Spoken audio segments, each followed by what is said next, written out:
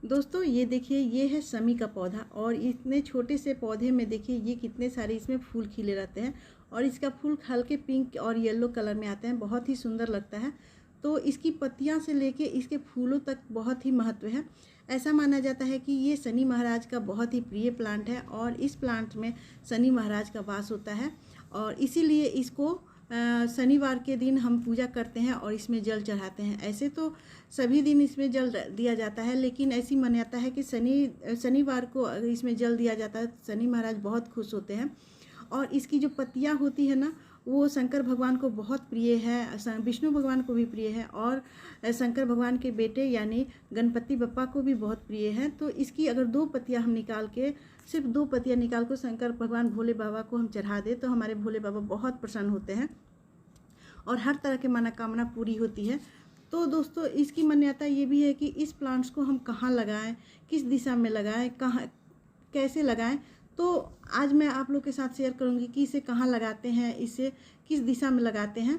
तो देखिए, ये मैंने छोटा सा प्लांट है और ये हमारे ग्राउंड फ्लोर में बहुत बड़ा इसका प्लांट था, पेड़ था, लेकिन हमारे ग्राउंड फ्लोर में कुछ काम चल रहा था कंस्ट्रक्शन का, तो उस समय ये प्लांट को हटा दिया गया था। तो मैंने पूजा के लिए इसे गमले में छोटा सा प्लांट लगाया था। ये 6 महीना पहले का ही है और 6 महीना पहले सारा काम हो रहा था, तो मैंने उसकी वीडियो भी आप लोगों के साथ शेयर की थी हमारे ग्राउंड फ्लोर में और छत पर।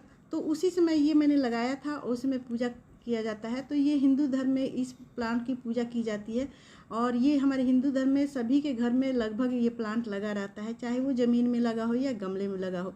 तो जिनके पास ज़मीन नहीं है वो गमले में लगाकर पूजा करते हैं, अगर ज़मीन है तो वो ज़मीन में लगाते हैं। तो इसका बड़ा पेड़ बन जाता है और पेड़ जब बन जाता है तो इस तरह के फूल भी उसमें खिलने लगते हैं, बहुत ही खूबसूरत लगता है।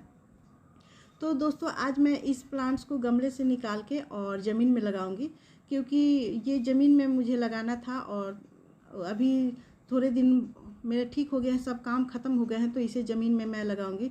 तो चलिए दोस्तों इसको हम ज़मीन में लगाते हैं।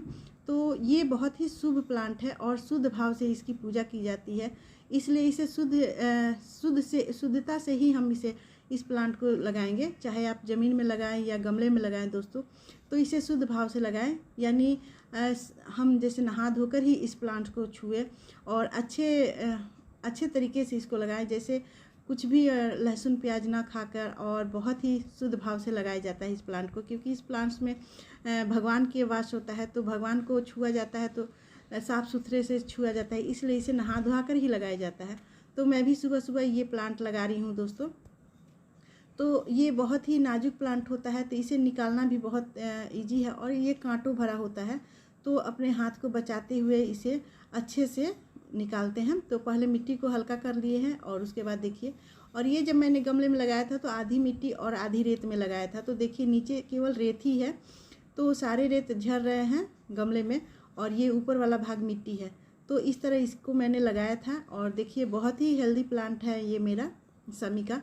तो इसे अब हम गमले से निकाल कर और पॉट्स में लगाएंगे। तो चलिए दोस्तों इसको हम पॉट्स में लगा लेते हैं। और ये देख, जो प्लांट है ना, वो अगर ज़मीन में लग जाएगा तो बहुत ही बड़ा प्लांट बन जाएगा। तो इसे लगाना किस दिशा में है, इसे अभी मैं पूरब दिशा में लगाती हूँ, जहाँ सूरज की किरणें इसकी पत्तियों पर डायरेक्ट पड़े, तो वहाँ लगाना बहुत ही शुभ माना जाता है। तो देखिए इस कोना पर मैं लगा रही हूँ, ये हमारे पूर्व दिशा का समय है और यहाँ केला भी लगा हुआ है, केले का प्लांट भी है। तो यहाँ ज़मीन में मैं लगा रही हूँ, तो यहाँ सूरज की किरणें डायरेक्ट हमारे इस प्लांट पर पड़ेगी। जब सूरज की किरणें डायरेक्ट इस प्लांट पर पड़ती है तो इसकी जो ऐसी मान्यता है कि इससे जो हवा जो जाती है हमारे घरों में, तो इसकी हवा से हमारे घर में जो भी कलेश वगैरह होते हैं या फिर जो बीमार हैं वो सभी ठीक होने लगते हैं और ये इसकी शुद्धता हमारे घर में प्रवेश करती है और हमारे घर में जितनी भी दरिद्रता होती है या बीमार आदमी होता है वो ठीक होने लगता है, और जो पैसे की कमी है वो भी ठीक होने लगता है, वो भी कम हो जाता है। तो इसे पूर्व दिशा में, और सबसे बड़ी बात है दोस्तों कि इसे जब हम घर लगाएं ज़मीन में, तो जब हम घर से निकलते हैं उसके दाहिने साइड में लगाएं। जब घर से निकलते हैं उसके दाहिने साइड में लगाना इसे शुभ माना जाता है।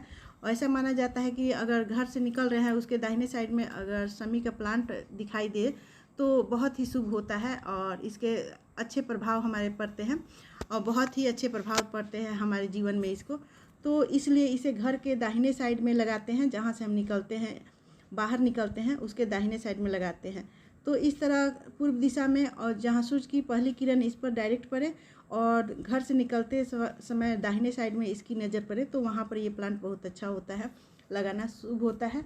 और दोस्तों इसमें देखिए ये पानी जो मैं डाल रही हूँ ये भी शुद्धता से ही डाल रही हूँ, क्योंकि ये पानी बिल्कुल जूठा नहीं है या कोई किसी तरह का ये इसमें दोष नहीं है।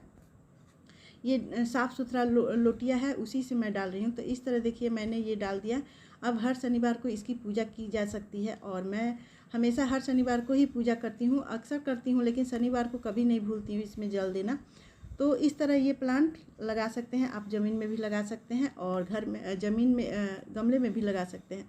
तो दोस्तों इस तरह शमी का पौधा आप अपने घर में लगाइए और रोज़ इसकी पूजा कीजिए, तो बहुत सारे दुख दरिद्रता हमारे घर से दूर होती है। तो कैसा लगा ये वीडियो? अगर वीडियो पसंद आया हो तो ज़रूर सब्सक्राइब कीजिएगा और एक कमेंट जरूर कीजिएगा। तो मिलते हैं नेक्स्ट वीडियो में।